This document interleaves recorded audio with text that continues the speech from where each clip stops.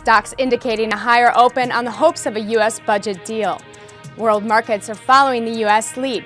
The rally that started November 16th continues to show commitment. I'm Taylor Schrontz, and the morning call starts right now.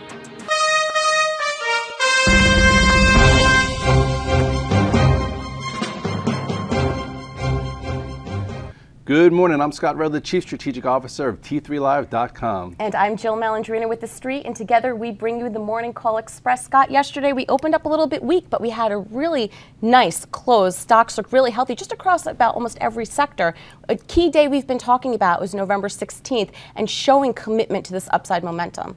Yes, every step of the way since that day, we've seen commitment by the bulls, and yesterday, the market definitely took it on the chin early, and it was hard for even guys like me. I came in with a lot of positions. I got stopped out of some, as it did feel as if we weren't going to hold, but then, in the morning we reversed. Markets held higher. You were able to get some footing, get back into key stocks. And if you were short, you also had the opportunity to switch some gears and cover. So all in all, market's been acting very well, much more than just an active cash flow trade. At this particular point, we've had a nice move from November 16th, and it looks like we're going to continue higher. Right, well, we have futures up about 7-8 handles going into trade today. So what levels on the S&P are we taking a look at? Let's look at it with the spiders. So if you go to the chart of the spiders, you will see here was that day Jill was talking about. Here was that reversal that was so important for market timers on November 16th. Here was your commitment to that. Went sideways, held this gap, showing some demand. Then you had a quick move up into the holiday, and then, you know what, you needed some sideways action. So what we do yesterday, we filled the gap, but we held above the 200-day. We held the 38.2% Fibonacci retracement,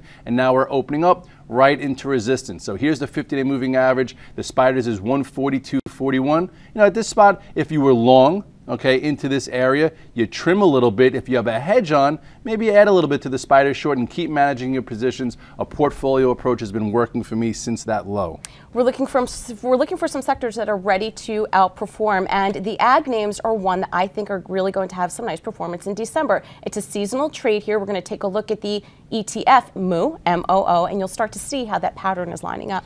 Yeah, technically it looks like it's about to break above a downtrend. So having you here on an interesting spot on the ags is great. So if you look here at the MOO, you will see here's your move off that same low area right into resistance. So we are holding higher. It's above the moving averages. If the MOO trades above 52, you could probably even buy this one or this ETF and then look for some relative strength within this group, because seasonally, like you said, this is a good time of year for it. And a relative outperformer within this space is Monsanto. We saw the end market action yesterday. Genetically modified seeds, it corners the market here. They're really focusing on key investments and growth, and the price action is really starting to confirm that in December. Yeah, and this is one of the few that looks like it's going to make 52-week highs. You go to the chart, very technically tight, above 92. It could be, off to new highs, and that's a great trade for traders and investors that are holding it. Congratulations. Moving along into the trenches, we're going to look at special dividends. This is kind of a catch-22 here if you're a short-term momentum trader and you caught that bid with the announcement of the one-time special dividend. Congratulations, 14 Wall Street, that's my address, Sunflowers over. But for longer-term investors, we're going to start to hear a lot of chatter as to what's the next cash-rich company to potentially initiate a one-time dividend. I like the mega cap tech names, Oracle, CA, IBM, all these names have so much cash on the balance sheet, so there could be some opportunity there. Right, and everyone's trying to figure out what's next, so it is adding fuel to the market. It's getting investors looking at it so they could catch the next place like a Costco, the next trade like an LVS, where there's been so many of them that have been providing bang for the buck. You can't just buy a company based on whether you think they're going to do a dividend, but if it's moving in the right direction and you're long because you like the fundamentals and technically, and then all of a sudden in the next few weeks they declare a special dividend, you're going to get some nice bang for the buck. Well, the great thing is too with the mega cap tech trend, those guys that are in analytics services and really growth areas like an IBM, which we consistently talk about here over at T3, you also have the momentum opportunity and you have the long-term opportunity. Speaking of tech, let's take a look at our favorite name to trade, Apple. Scott, you had such a fantastic call with that video yesterday with that 575 level. Yeah, it was the first time, well, sometimes, you do your work and you get paid for it. And I sold like 588 the day before, so figuring that we would pull in. You look at the chart, it made sense to look at it right around here. I'm not a rocket science, just this is support. 575 was that area, went as low as 572, closed at 582. And now the question is, can it get above this 590 to tag the 200-day? I do think it can. Also, another name that we started talking about a few days ago is Google. Finally, after that reversal in November, you saw some sideways action, got involved here, broke above this descending little channel here, and now it looks like it's on its way to 705. So there's a lot of activity, there's a lot of trades, a lot going on during this. And And we have time for one more. I also want to take a look at Priceline. We spoke about this going into the Thanksgiving holiday because it was a travel name.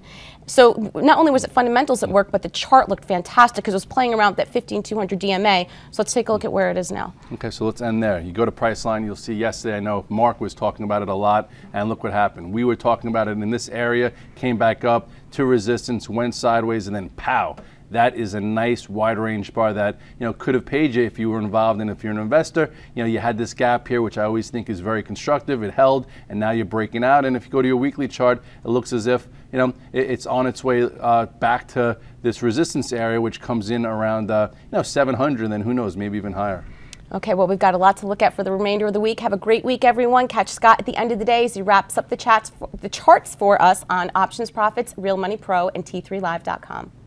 Hi, I'm Sean Hendelman of T3 Live, where we train, coach, and mentor traders in order to help you put your money to work with confidence.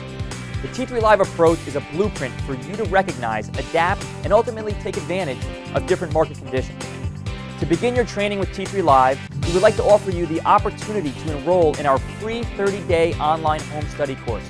Fill in your name and email address, and I'll see you on the other side.